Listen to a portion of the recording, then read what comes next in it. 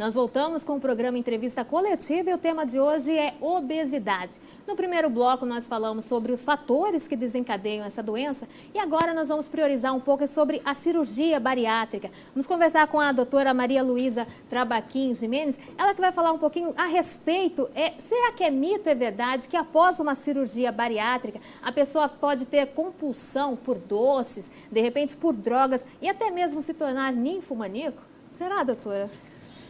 Infelizmente, sim. Então, tem até pesquisas muito sérias que mostraram isso. E por quê? É aquilo que a gente comentou no bloco anterior sobre a importância de um acompanhamento psicológico, né, prévio para indicar até essa cirurgia. Isso por quê? Veja bem, a gente sabe que comer é bom. Quem falar que não é, tá mentindo. Comer é prazeroso, né? É muito gostoso. A comida, sentir aquele gosto é muito prazeroso. Então, o que acontece? Vamos dizer que eu vou perder aqui. Não é que eu vou perder, mas assim, a pessoa que é obesa, para ela ter chegado naquilo, ela come bem, né? Não vamos mentir. Come bastante. E, de repente, você vai tirar um dos motivos, uma das fontes do prazer da pessoa. Por quê? Porque ela vai comer... Ela vai começar a comer, ela se sente cheia, ela tem vontade de vomitar, ela fica sentindo um monte de outros efeitos adversos. E ela não consegue. Então, ela já perde aquele prazer na convivência. Porque muitas vezes a gente faz, socialmente, o nosso convívio é no beira de uma mesa. Na verdade, se formou em torno de uma mesa. Exatamente. Né? É almoço, é com a família, é encontrando com todo mundo, é numa festa. E aí, é a hora que ela senta lá, vê todo mundo se divertindo, conseguindo comer, e ela tentando comer e não consegue. Então, a pessoa começa a ficar frustrada, diminuindo aquela fonte do prazer dela. Então, esse foco do prazer acaba indo para outras coisas. Porque quando a gente vê, acaba entrando em vícios para amenizar isso. Por isso que tem que estar muito preparado psicologicamente para saber. Você tem que estar consciente. Não é simplesmente, não é simples, tão simples quanto parece. Né? Ah, eu vou comer de tudo e vou ficar magro, né? Que sonho de consumo. Não é bem assim. Você vai perder muito gosto, você não vai conseguir comer, e comer é gostoso. Comer é bem. Para muitas pessoas, eliminar o excesso de peso seria o sonho e o fim de todos os problemas. Vai ficar linda, vai arrumar namorado, vai arrumar emprego, vai conseguir tudo. E não é bem assim. É aí que volta os problemas, né? Porque é bem isso. A gente tem essa tendência de colocar a culpa no que está acontecendo em alguma coisa. E a gente percebe que muitas pessoas obesas, elas falam isso. Eu não estou arrumando namorado por causa do meu peso. Ah, eu não acho emprego, eu estou recebendo menos por causa do meu peso. Porque eu tenho certeza que se eu emagrecer, isso vai se resolver. E aí vai emagrecer. E vai ver que não vai resolver. Tem magro desempregado, tem magro sem namorado.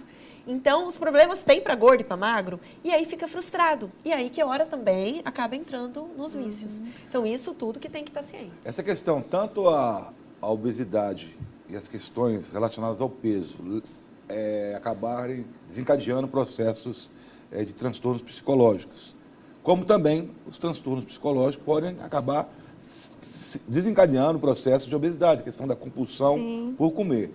Existe um tratamento específico na área da senhora, na área médica da senhora, para esse tipo de tratamento, essa coisa de conjugar essas duas disciplinas, essas duas raízes da medicina para o atendimento efetivo dessas pessoas? Com certeza, tanto que é esse o princípio do tratamento da obesidade. Por isso que tem que procurar um profissional habilitado, que mexa com a obesidade. Por quê? Porque não é simplesmente que remédio que você está usando. Será que eu posso usar? Perguntar para o vizinho, o que você está usando? Para o outro, para mim funcionou, é ótimo. Mas cada um tem o seu problema, tem que individualizar o caso. Às vezes o meu problema maior de estar aumentando o peso é por um problema hormonal. Às vezes o meu problema maior é porque eu estou ansiosa de coisas que estão acontecendo na minha casa. Então o foco para essa pessoa vai ser trabalhar nessa ansiedade. O foco para o outro vai ser trabalhar nos hormônios. O foco para o outro vai ser trabalhar no outro problema que está no metabolismo, que está lento. Então para cada um, por isso que é individualizado. Cada um tem que ser avaliado qual é o seu problema para que tenha sucesso. Por isso que existe tanto tratamento que fracassa, tratamento clínico. Uma pergunta, aproveitando que a Cíntia tinha feito no bloco anterior, a gente estava falando da cirurgia, nós tornamos nas dietas. Existe também todo um mito, me parece, a senhora é quem pode nos dizer isso, com relação à questão de comer também muita carboidrato, muita vitamina, parece potencializar a alimentação nesse sentido, e que depois você acaba perdendo massa muscular. Isso é verdade? A senhora conhece histórias como essa, de regimes absurdos como esse? Tem. E a gente percebe muito, principalmente em atletas. Eles começam a malhar, ou vai para academia, e aí escuta de um, de outro. Não, porque você tem que ingerir bastante muita proteína. Porque se você não ingere muita proteína, você vai perder musculatura. E aí você começa... não cresce. Não cresce, exatamente. Aí começa, além de tudo, além de se alimentar com muita proteína, suplementar. Então a gente vê essas academias, o pessoal usando aquelas coisas, aqueles suplementos enormes, cheio de proteína. Assim, a gente tem que entender que o ideal é fazer um acompanhamento com quem entende, vai no nutricionista, vai com o médico do esporte, com o endocrinologista. Por quê? Porque assim, não é todo mundo que precisa suplementar. Se você é um atleta de elite, se você realmente gasta muito, aí você tem necessidade. Se você está ingerindo mais do que você está gastando, vai ser o efeito ao contrário. Isso vai, além de, não só em relação ao peso, isso vai acarretar problemas, principalmente para o rim, porque o rim tem que metabolizar, acaba se prejudicando com tanto excesso de proteína, fígado e o corpo no modo geral. Então, assim, tem que suplementar quem faz muita atividade física, realmente. Agora, eu malho 2, 3 vezes por semana, 1 horinha. Não tem necessidade. Se eu como bem, se eu como todo dia uma fonte proteica, seja leite, seja na carne, seja no ovo, não tem necessidade. Até porque a fonte in natura, que é o do alimento, não se compara com a suplementação. Suplemento tem que ser entendido como o nome diz, suplemento. Entendeu? Uma complementação daquilo que a minha dieta não consegue dar. Então, eu como. Então, você pega esses atletas de elite, eles já comem bastante. Só que eles gastam tanto que eles precisam muito mais do que eles conseguem comer. Aí, tudo bem, eu vou suplementar. A senhora acredita que a indústria, de alguma maneira, poderia contribuir mais para evitar esses excessos ou esses desarranjos hormonais, metabólicos, com alguns produtos que são mais consumidos? A senhora acredita que tem algum trabalho nesse sentido? A senhora já acompanhou alguma história em que existe a preocupação da indústria nesse sentido? Então, o que a gente mais vê, infelizmente, é o quê? É uma procura muito grande pelo corpo perfeito e tal. Então, eles até se aproveitam muito para vender o seu alimento, né, que muitas vezes é em cápsula, bom para aquilo. Então, eu acho que realmente, assim, é difícil a gente encontrar esse tipo de preocupação. A preocupação maior é em prol de um corpo, sim, só que mais pela sua venda. É o lucro, né? É o verdade, lucro, exatamente. Em querer vender o seu remédio, vender o seu suplemento, entendeu? E muito menos indicando que fazer aquilo como última alternativa, certo? Porque realmente o foco deveria ser nisso. Isso daqui é uma alternativa para você que não teve outras alternativas, que não conseguiu, que vale a pena, entendeu? Mas infelizmente aquilo é dado como alternativa primeira. Faça isso que você vai conseguir. E geralmente, você já percebeu, as pessoas que fazem as propagandas desses tipos de produto, são aquelas mulheres maravilhosas, aqueles corpos. E não é só dos produtos, até desses aparelhos de fazer ginástica. Então, você vê, perfeito. Faça 5 minutos por dia que você vai ter esse abdômen. Entendeu? Aí então, a pessoa compra, usa e já desmotiva. Exatamente, porque você começa a fazer uma semana, você fala, não, não eu é não dou mim. conta. Exatamente. Então, na verdade, claro que aquilo tem que usar como incentivo, você vai chegar nisso, mas eu acho que tem que ser falado real. Mantenha, faça, ó, isso daqui foi feito 5 anos, ela está fazendo essa atividade por 10 anos, que seja, mostrar o real, porque a gente acaba sendo iludido, e aí a gente fica achando assim, putz, eu não dou conta, eu não consigo, e não é. O ciclano, beltrano conseguiu, eu não consigo. Não, eu consigo. Só que eu tenho que entender que tudo demanda tempo. Para eu ser médica, demorou 6 anos. Eu queria ser em 1 mês. Agora, a senhora acredita que a gente vê aí que com a modernidade, com a questão também da indústria, no certo sentido, da própria indústria farmacêutica, a estimativa, a expectativa de vida do homem, de uma maneira geral, né? Quando falou homem e mulher, aumentou muito no mundo inteiro, né? E a gente vai ter daqui a pouco uma população de pessoas mais velhas. E qual é a expectativa daquilo que a senhora tem de experiência dentro do consultório e também no cotidiano, da qualidade de vida dessas pessoas? Elas vão continuar nesse ciclo, nessa escalada em direção à obesidade, ou a senhora vislumbra uma possibilidade de uma melhor alimentação e de uma melhor educação alimentar? Então, isso a gente já tem observado, que tem aumentado muito, né, a expectativa de vida, só que é isso aí, a expectativa, a qualidade, infelizmente, está deixando a desejar, porque a gente vê que muitas pessoas estão envelhecendo, mas envelhecendo mal.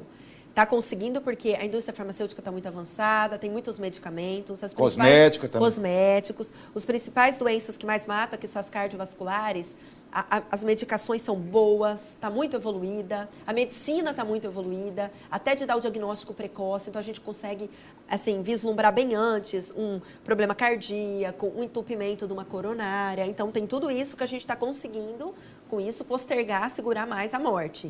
Só que, ao mesmo tempo, a qualidade de vida não está legal. Porque, por conta não só da obesidade, mas desses problemas outros relacionados à obesidade. E mesmo assim, você tem uma qualidade de vida tomando... Nossa, tem pessoas que você vai fazer a receita, dá 3, 4 receituários, que você pensa, meu Deus do céu, como que uma pessoa dessa... Como que não deve ser a vida de uma pessoa dessa? Como que não é limitada? Vai comprometer primeiro, como você falou, os rins, são os primeiros a sentirem isso. Com né? certeza, é muito remédio. Cada refeição tem 5, 6, 7 comprimidos, 8. Eu falo, meu Deus, como que vive? Sai para viajar, tem que levar uma frasqueira ali, só os remédios. Né? Então, assim, você vê que já está comprometido. Agora, eu acredito sim que vai mudar. Que eu tenho esperança, sabe? Porque assim, a gente percebe mais do que nunca uma preocupação. E como foi até visto pelos estudos, como está realmente uma pandemia a obesidade, aumentando muito, mais da metade da população já tem sobrepeso e obesidade. Então agora, você pode ver que está todo mundo, uma mídia, uma preocupação muito generalizada, e isso é bom. Isso é bom no sentido de que, assim, está-se muito tentando, assim, voltar às raízes. Vamos tentar ter uma vida melhor, uma alimentação melhor, menos sedentarismo. Então, assim, a gente já percebe que está tendo uma motivação pessoal, geral, né, de tentar mudar isso. Dentro das escolas, com as crianças, tentando segurar até mesmo em educação infantil, de ensinar a comer. Tem muitas escolas até que tem programa de não vender. Proíbem, né? Proibir, refrigerante. exatamente. Essas guloseimas. Sanduíche natural, suco. Então, isso é muito legal. Então, você percebe que são coisas novas. E que bem lembrado, que tem que fazer mesmo. Então, eu acho que tem que ter esperança, sim, lógico. Que as coisas melhoram. Voltando a falar sobre a cirurgia bariátrica. Por que algumas pessoas que fazem a cirurgia, elas... mudam completamente, ficam mais novas, bonitas, né, com aquele rosto, aquele semblante brilhoso, alegre. E tem pessoas que parece que murcha, que fica triste, que fica... O que acontece? Parece que fica desnutrida, doutora. Então, porque existem várias técnicas, né, de cirurgia bariátrica. Então, na verdade, tem que saber qual foi o tipo que aquela pessoa foi submetida. Tem umas técnicas mais radicais. Então, se perde bastante peso, mais rápido. E tem outras que perde menos, mais lentamente.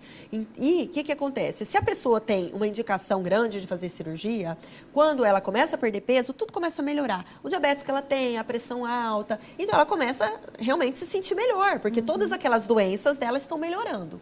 Em contrapartida, uma pessoa que foi mal indicada o procedimento e que está perdendo um monte, ela começa, na verdade, ela até perder saúde, vamos dizer. Então, ela começa até ficar desnutrida. Acontece isso? Acontece. Ela vai melhorando e vai regredindo. Regredindo. Depois. Então, você vê que ela está gordinha ainda e está desnutrida. Mas isso é possível? No sentido assim, se você for dosar, a vitamina B12 está baixa, o ferro está baixo, um monte de vitaminas está baixo.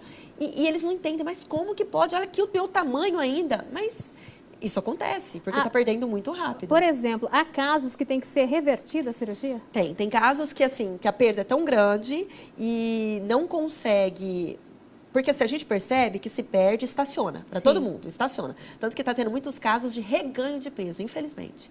De acabar engordando novamente. Mas, assim, tem outros pacientes que vão perdendo e não conseguem parar, por mais que se alimenta e não estão conseguindo, assim, manter o peso e continua naquela perda desenfreada. E aí começa a ficar desnutrida e começa com isso a ficar doente e aí você tem que... Claro que, assim, a medida última vai reverter a cirurgia, imagina, tem que ir lá e desfazer tudo que foi feito, né? Só que, infelizmente, muitas vezes, o que a gente faz? Às vezes tem que passar sonda para se alimentar por sonda, interna, fica ruim. E quando não tem jeito, infelizmente, tem que reverter a cirurgia, sim. Tem pessoas realmente que a gente observa, faz a cirurgia, acaba ganhando peso, né? E tal. Agora, voltando à questão que a senhora estava dizendo com relação à reversão disso daí, e também a questão das contraindicações, que a senhora tinha falado antes. Essa questão psicológica, nós falamos tanto dela, que não tem como se desvincular uma coisa da outra, né? Até pelo traumático até, em alguns casos, né? Essa perda do peso, a transformação física, os hábitos alimentares. Se olhar no espelho, né, de repente magro, deve ser um choque. Mas isso aí acontece por teima, às vezes, do paciente, porque também o médico, mesmo o paciente ali pedindo, até implorando, ele vai, tem lá a questão ética e tal, mas em quais casos, doutora, que a pessoa chega nesse limite, sabendo que pode estar cometendo um grave erro em se submetendo a cirurgia dessa e assim mesmo arrisca e paga o preço? Então, e a gente percebe que isso acontece, porque sabe? eu tenho casos, né, de pessoas quase que colocaram o médico contra a parede, né? Infelizmente tem. E eu percebo mais ainda. Assim, desespero da pessoa. Você percebe o seguinte, que o paciente, às vezes, você encontra um outro colega que atendeu aquele paciente, você comenta e você percebe que até mentiu para você. Que ele falou assim, que ele chega falando que já tentou isso, que tem isso de doença, se ele fala para mim, porque hoje é fácil, a gente pesquisa lá no Google, né? E viu lá, beleza, e chega para o médico falando, eu tenho diabetes, eu tenho isso, vem com todas as indicações, falando, o médico não tem como me recusar. E falando que toma tal remédio, ele não está na minha frente, eu estou acreditando no que ele está passando. Então você fala, você tem isso, então realmente você tem indicação. E aí depois você acaba descobrindo que não, que a pessoa não era diabética, mas você acreditou numa história. E aí você pergunta, meu Deus, que desespero que não deve estar uma pessoa. Existem esses extremos, não existe? Existe.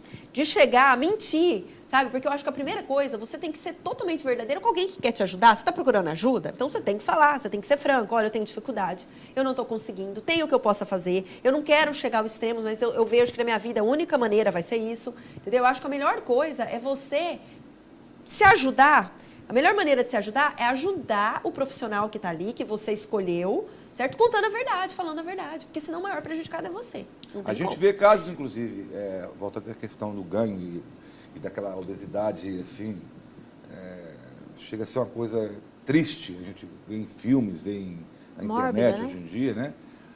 Tem casos que a pessoa, ela mesmo submetendo a uma cirurgia dessa aí, já é uma coisa quase que paliativa, né, doutor? Exatamente.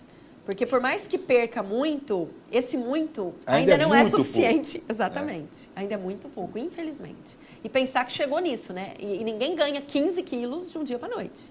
Então é gradativo. É manter, é dia após dia, é hábitos errados após hábitos. É anos fazendo aquilo errado.